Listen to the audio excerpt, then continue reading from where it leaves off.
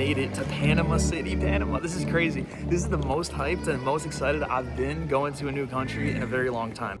Unfortunately, a lot of Americans picture Latin America as a place defined by poverty, violence, and danger, but Panama City is the complete opposite of that. What you're seeing now is the drive from the airport to my Airbnb, and I was genuinely stunned by how breathtaking the skyline was. In this video, I'll take you through Panama's fascinating culture and invigorating history while showing you why this country deserves to be one of your next travel destinations. All right, guys, so we just got to the Airbnb. That is the front door. And now if you come over here into the bedroom, it is relatively small. We got a bathroom, and we also have this incredible view of Panama City. There's a very good chance that this building caught your attention. This is called El Tornillo, which translates to the screw in English. It was completed in 2011, and it was voted 7th place for the best new building that year. So after settling in, we took an Uber to the historic part of the city called Casco Viejo. Uber works great in Panama, by the way, and most rides within the city will cost between $4 and $5. Casco Viejo, the historic heart of Panama City.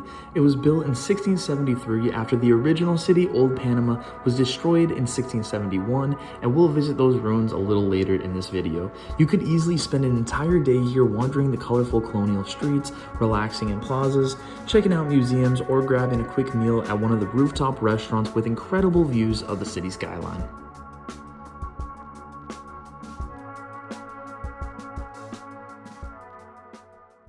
So guys, one thing you gotta know about Panama is that it very recently, in 1903, received its independence from Colombia.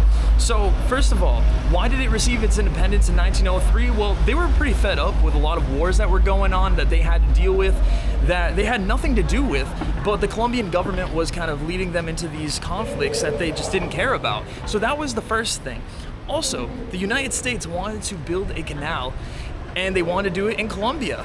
And Panama was part of Colombia, but they were like, nah, we're not gonna do that. But Panama wanted to, so Colombia didn't, Panama wanted to. So then eventually they just said, hey guys, we're gonna be independent, and the United States is gonna help us be independent. So actually, Panama is the first country outside of the United States to even use the United States dollar, and they started doing that in 1903, and they've done it ever since. Although Panama uses the United States dollar, they also have their own coins called the Balboa. The Balboa has the same exact value as the United States dollar, so when you get change back, you might get a mix of Balboas and United States currency. Right now, we're walking through a market.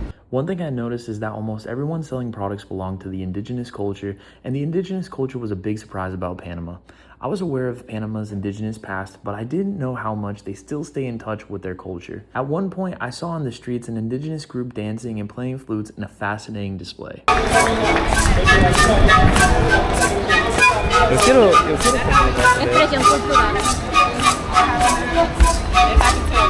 Wow, so guys, something super impressive. You see these dolls right here?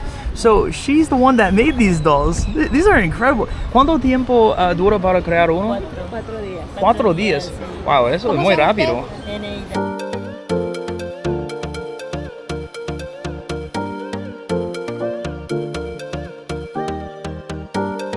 After exploring Casco Viejo, we went back to the Airbnb, slept a little bit, and then went out for breakfast the day after. I tried some Panamanian food for breakfast, and it included hojaldre, which is a fried dough, crispy on the outside, very soft in the inside, eggs, fried cheese, and a stewed sausage with peppers, onions, and salsa.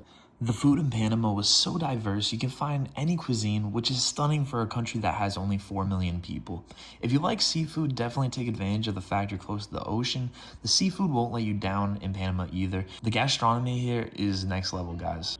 Of course, when in Panama, you must go to the Panama Canal, which is one of the 7 world wonders. The idea of a canal being made in Panama was talked about since the 1500s, but it wasn't until 1914 that ships could finally pass from the Atlantic Ocean to the Pacific without going around Argentina. The highest payment to pass through the Panama Canal was $4 million, and the least someone paid was 36 cents in 1928 by a man who swam across the entire 50-mile canal. The most touristy canal viewing site is Miraflores, and it costs $17 per person, but there are other sites that are free besides the taxi ride to get there. So guys, behind me, this is the Panama Canal. I cannot believe we're here. The amount of people that died for this canal is a crazy number. So This is the second attempt to build the canal. The first attempt happened in the 1880s and the French tried to build it, and 20,000 to 25,000 people died building the canal. But a lot of them died of disease, of mosquito-borne illnesses. They were drinking unclean water. They died of cholera. They died horrible deaths. Now, the second time that it was attempted was by the United States, and finally they were able to do it from 1903 to 1914, but there was still an estimated 5,000 to 7,000 deaths that happened working on this body of water. So now the Atlantic Ocean and the Pacific Ocean are connected. Before the canal existed, Panama completed the first railroad that connected the Atlantic to the Pacific in 1855. Another fact is that they have 2 Independence Days, one from the Spanish celebrated on November 28th and one from Colombia celebrated on November 3rd. So the area which we are at right now is called Flamenco Island. This is one of the 3 islands that are connected by this land bridge that we see. This that you see here, and basically all of this infrastructure, used to be part of a United States base that was here in Panama, and they had complete control of this region up until 1999. So my wife is from Colombia and she doesn't want to be on video, so I respect that, but I'm curious about her thoughts on Panama since she is from Colombia and Colombia used to own Panama technically. So I'm gonna ask her perspective on Panama as a Colombian in Spanish, and then I will translate it on the video. Bebé, ¿qué piensas sobre Panamá? Me parece una ciudad muy chévere, está espectacular, es muy segura, muy limpia. Me sorprendió que en la capital donde nos estamos quedando, no veo mucha gente sin hogar. Me sorprendió mucho eso, porque en Colombia, incluso en los lugares turísticos, en todas partes vemos personas sin hogar, personas pidiendo dinero. Entonces, no sé si no tienen personas sin hogar o es que los echan para otro lado, no sé, pero la ciudad en general da una muy buena impresión. El lugar está espectacular, todo el mundo puede venir aquí, es muy familiar, es muy lindo para todos los gustos. Hay tanto que hacer aquí que es impresionante. So the Amador Causeway extends 3.7 miles. There's a lot to do here, including renting a bike and traveling the entire causeway on bike, or you can just chill out, watch the sunset, or even watch ships trying to enter the Panama Canal. Alright guys, so we are going to go on a little bit of a hike here. So this area is called El Ancon, and it's very iconic because there's a incredible view at the top of this. So it's a little bit of a hike. I think it's like an hour to get to the top from what I heard. I might be wrong with that, but it's gonna be an incredible journey. Guys, look at this. We found a centipede. I've never seen one of these things before. Oh my God. I think if this bites you, you will be in a lot of pain, but it's cool to look at with a camera that's extended about 3 feet away from my body. We also saw a colorful toucan, which was the first time in my life I've seen one. We also saw an agouti, which is a 10-pound rodent that looks like a capybara, and they're actually cousins. And we saw a cool looking lizard before reaching the top and getting a great overview of the city. Right now we're in a large golf cart and we are headed to the ruins of old Panama, Panama Viejo. And here's some ruins right here. Whoa.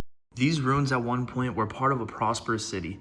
Old Panama used to be a thriving city from 1519 to 1671.